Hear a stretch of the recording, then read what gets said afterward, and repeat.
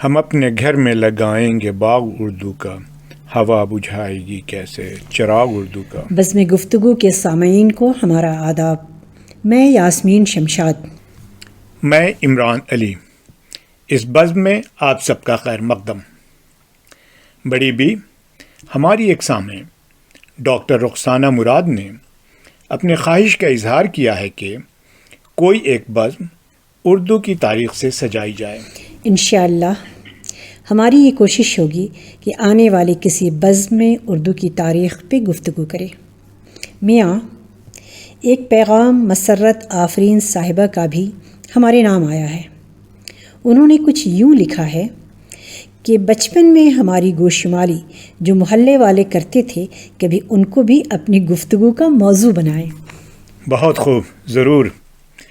لگتا ہے سامعین ہمارے بچپن کے گوشمالی کے قصے سننا چاہتے ہیں۔ بڑی بی، اس بزم کے آغاز میں خورشید طلب کا یہ شعر سنیں۔ ہمیں ہر وقت یہ احساس دامنگیر رہتا ہے، ہمیں ہر وقت یہ احساس دامنگیر رہتا ہے، پڑے ہیں ڈھیر سارے کام اور مہلت ذرا سی ہے۔ میاں، تم پچھلی بزم کی طرح سے اس بزم میں بھی وقت کا رونا رو رہے ہو۔ فراق گورکھپوری کا وہ شعر بھول گئے کیا تم؟ یہ معنی زندگی ہے 4 دن کی، یہ معنی زندگی ہے 4 دن کی، بہت ہوتے ہیں یارو 4 دن بھی۔ بڑی بی، شاعروں کا کیا کہنا؟ وہ دنیا کو ہماری طرح نہیں دیکھتے، ان کے دیکھنے کا نظریہ کچھ اور ہے۔ ہاں میاں، صحیح کہا۔ شاعروں اور ادیبوں کے خیالات کچھ مختلف ہوتے ہیں۔ پچھلے دنوں ہی ورق گردانی کے دوران ایک تحریر نظر سے گزری، سنو۔ لکھا تھا، وقت کا سفاک بہاؤ ہی زندگی کو نت نئی صورتوں سے دوچار کرتا ہے۔ کبھی صورت خوشگوار ہوتی ہے اور کبھی تکلیف دہ۔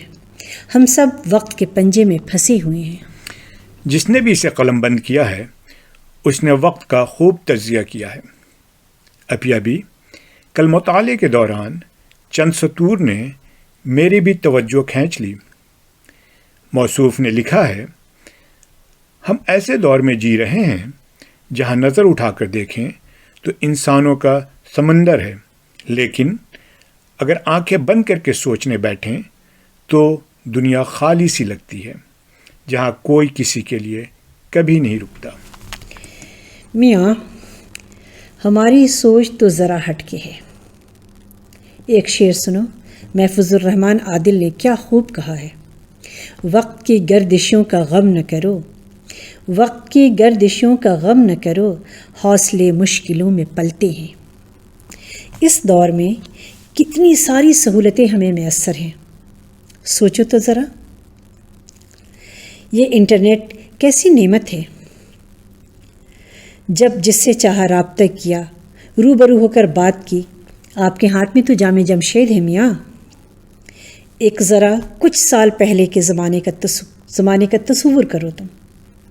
خط لکھا، سپرد ڈاک کیا اور پھر لگے دن گننے کہ کب تلک جواب آئے گا۔ بڑی بی، آپ نے پھر سے ماضی کی یادیں تازہ کرا دیں۔ ہمیں یاد ہے وہ پوسٹ کارڈ، انتردیشیہ اور لفافہ۔ اس وقت گھر کے ساتھ ساتھ محلے کی بھی خبریں لکھی جاتی تھیں۔ یہ خط لکھنے کا سلسلہ اکثر و بیشتر کئی دنوں تک چلتا تھا، اور یہ بات بھی خوب تھی کہ اکثر لوگ اپنے خطوط دوسروں سے لکھواتے اور پڑھواتے تھے۔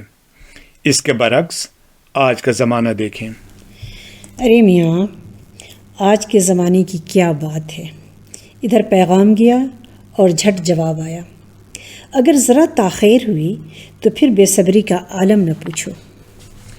ابھی میں تو ابھی گزرے ہوئے دنوں میں ہی کھویا ہوا ہوں۔ ہاں میاں، پرانی یادیں بھی بڑی دلچسپ ہوتی ہیں۔ ابھی خوب یاد آیا، آپ نے ایک واقعہ سنایا تھا جو پطرس بخاری اور ان کے ساتھیوں کے ساتھ پیش آیا تھا۔ امید ہے ہمارے سامعین اس سے محظوظ ہوں گے۔ ارے میاں، وہ واقعی دلچسپ ہے، میں نے کہیں پڑھا تھا، سنو۔ پطرس بخاری کو محفل آرائی کا بڑا شوق تھا۔ دن بھر جتنی بھی مصروفیت رہی ہو، رات کو گپ شپ کے لیے بزم دوستاں ضرور آباد کرتے۔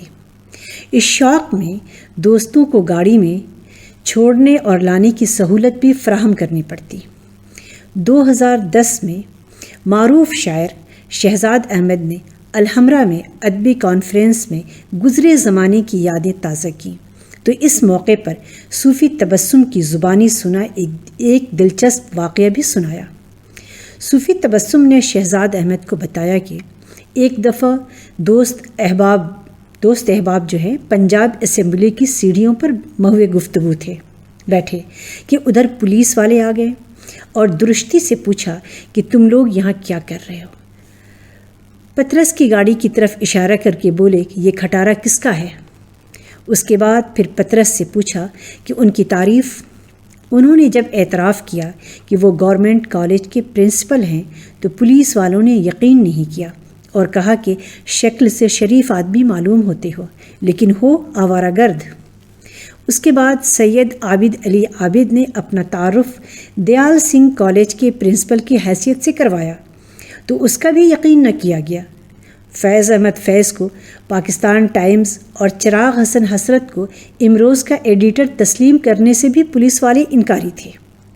صوفی تبسم نے خود کو گورنمنٹ کالج میں فارسی کا استاد بتایا تو انہیں جواب ملا کہ تم استاد نہیں بہت استاد ہو۔ قصہ مختصر، پولیس ان مجرموں کو گرفتار کر کے تھانے لے گئی۔ یہ تو خیریت گزری کہ وہاں کسی نے ان باکمال ہستیوں کو پہچان لیا، جس کے بعد معافی تلافی کے لیے پولیس کے اہلکاروں نے منت سماجت شروع کر دیے۔ یہ تو تھا قصہ میاں۔ انتہائی دلچسپ۔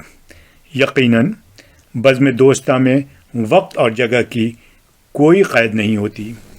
میاں، دوستوں کے ساتھ گزارے گئے وقت کی بات ہی کچھ اور ہے۔ یہ دوست اور یہ محفلیں ہمیں ایک توانائی کا احساس دلاتی ہیں۔ بڑی بھی، اب ہم اس گفتگو کو مختصر کرتے ہیں اور بزم دوستہ کی باتیں اگلی بزم کے لیے اٹھا رکھتے ہیں۔ اس محفل کا اختتام احمد وسیع کے شعر کے ساتھ۔ وہ کرے بات تو ہر لفظ سے خوشبو آئے، وہ کرے بات تو ہر لفظ سے خوشبو آئے، ایسی بولی وہی بولے جسے اردو آئے۔